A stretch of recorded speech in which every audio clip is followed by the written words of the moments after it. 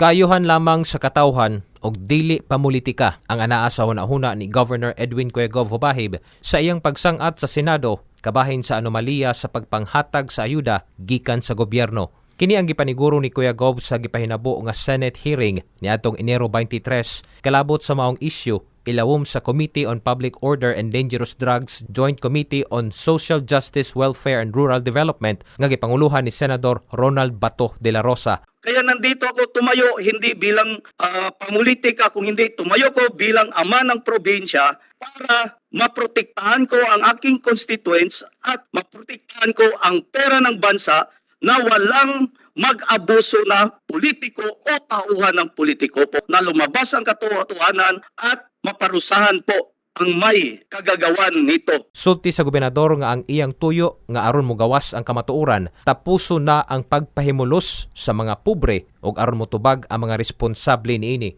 Apil sa gibutyag sa mga testigo ang pagkaltas sa gihatag nga hinabang gikan sa Assistance to Individuals in Crisis Situation kon AX, ang educational assistance, ang ayuda sa kasalang bayan ug uban pang hinabang gikan sa Department of Social Welfare and Development ug Department of Labor and Employment. Pananglitan, sa ayuda sa AX nga 5,000 pesos, 1,000 na lang ang nadala pa uli sa mga benepisyaryo ug ang 10,000 pesos nga educational assistance gikuhaan og 9,000 pesos. Aron 1,000 na lang in taon ang mabitbit sa mga estudyante. Sa 500 ka pares nga gikasal sa Tagum City Hall, gikuhaan og 7,000 pesos, mao nga 3,000 pesos na lang ang dala pa uli sa mga bag-ong kinasal. Butyag ni Kuya Gov nga miabot na sa 3,000 ang mga affidavit sa mga complainants nga iyang gipasa sa Provincial Prosecutor's Office.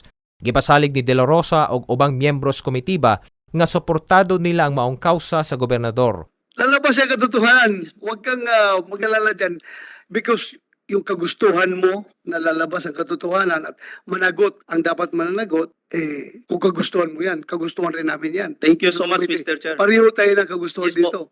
Ha? So huwag kayong mag-alala. Nagpasiba usab sa ilang pasalamat sila Senador Jinggoy Estrada, Senador Francis Tolentino, Senador Coco Pimentel ug Senador Bongo sa gihimong lakang ni Kuya Gov aron mabisto ang kabuang sa mga abusados gobyerno. Gitakda ang pagpadayon sa mong Senate hearing sa Enero 30, 2024. Sa panulat ni Noel Baguio para sa Bayan, 1 Davno News.